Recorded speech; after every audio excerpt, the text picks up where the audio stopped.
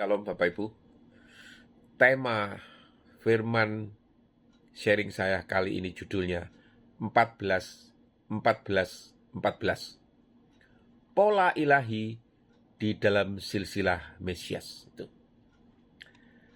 Bapak Ibu dan saudara-saudari yang dikasihi Tuhan, ketika kita membaca silsilah dalam Injil Markus, pasal pertama, kita mungkin tidak menyadari bahwa daftar nama itu sebenarnya disusun dengan sangat sengaja.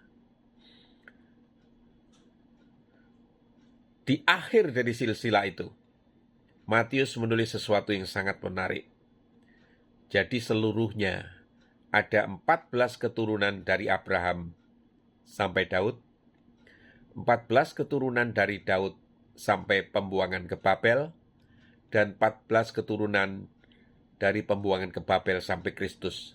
14, 14, 14. Itu bukan kebetulan, Bapak Ibu. Ini adalah pola yang disusun dengan kesadaran teologis yang mendalam. Seolah-olah Matius ingin berkata kepada pembacanya, sejarah tidak berjalan secara acak. Allah sedang menulis sejarah dengan pola penuh makna ini.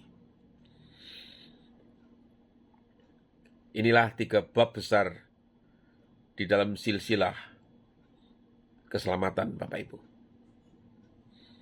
Perhatikan bagaimana silsilah itu dibagi menjadi 3 bagian.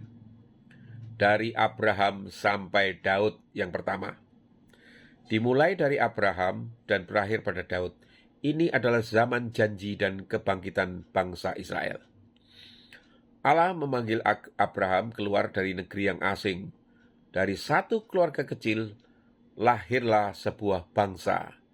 Dan puncak kejayaan bangsa itu terjadi ketika Daud naik takhta sebagai raja. Itu adalah masa harapan. Periode yang kedua, dari Daud sampai ke pembuangan Babel. Bagian kedua dimulai dari Daud dan berakhir pada peristiwa pembuangan ke Babel. Disinilah sejarah Israel mulai menurun. Raja-raja mulai menyimpang, penyembahan berhala masuk. Bangsa itu kehilangan kesetiaannya kepada Allah, Bapak Ibu. Akhirnya Yerusalem jatuh, bait Allah dihancurkan, bangsa itu dibuang ke Babel. Ini adalah masa kejatuhan dan penghakiman. Periode yang ketiga, dari pembuangan sampai Kristus. Bagian ketiga dimulai dari pembuangan Babel dan berakhir pada kelahiran Yesus Kristus. Ini adalah masa penantian panjang, 400 tahun seolah-olah langit diam, Bapak Ibu. Tidak ada nabi, tidak ada suara wahyu. Namun di balik keheningan itu, Allah sedang mempersiapkan sebuah panggung sejarah. Dan pada waktunya, di sebuah kota kecil bernama Bethlehem, lahirlah Sang Mesias, Bapak Ibu. Mengapa angka 14? Sekarang kita sampai pada misterinya. Mengapa jumlahnya 14 generasi? Di dalam tradisi Yahudi, huruf-huruf juga memiliki nilai angka. Nama Daud di dalam bahasa Ibrani terdiri dari 3 huruf, Dalet, Vav, Dalet. Nilai angka-angka huruf itu adalah 4 ditambah 6 ditambah 4, total 14. Jadi angka 14 sebenarnya adalah kode simbolis untuk Daud. Dengan menyusun silsilah di dalam pola 14, 14, 14, Matius sedang berkata secara tersirat, Yesus adalah anak Daud yang sejati. Ini. Jadi angka 14 itu sebenarnya adalah kode simbolis ya Bapak Ibu ya. Matius telah menyiratkan di dalam salah satu firman yang ditulisnya ya. Ia adalah raja yang dijanjikan Bapak Ibu.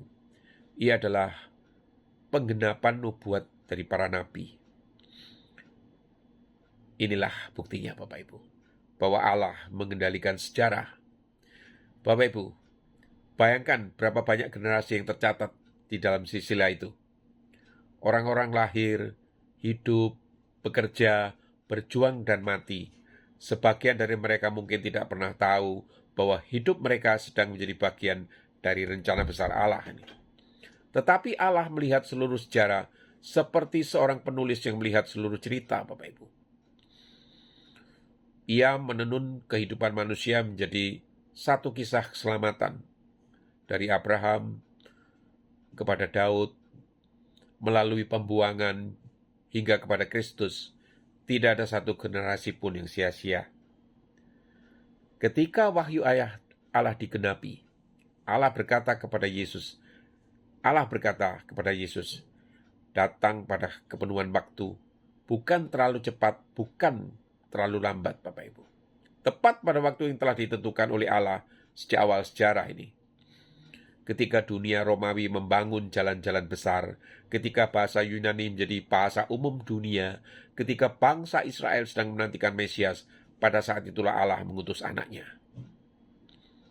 Dan pola 14:14 ini, di dalam silsilah itu, seperti lonceng yang berbunyi, waktunya telah tiba. Bapak Ibu, ketahuilah, hidup kita juga ada di dalam rencana Allah. Mungkin hidup kita terasa kecil ya. Nama kita tidak tercatat di dalam sejarah dunia. Kita bukan raja, kita bukan nabi. Namun orang-orang di dalam silsilah Yesus pun sebagian besar hanyalah orang-orang biasa, Bapak Ibu. Petani, penggembala, pengrajin. Namun hidup mereka menjadi bagian dari rencana besar Allah. Demikian juga dengan hidup kita.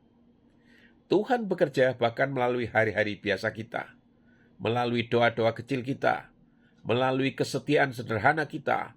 Allah sedang menulis cerita yang lebih besar dari apa yang pernah kita lihat.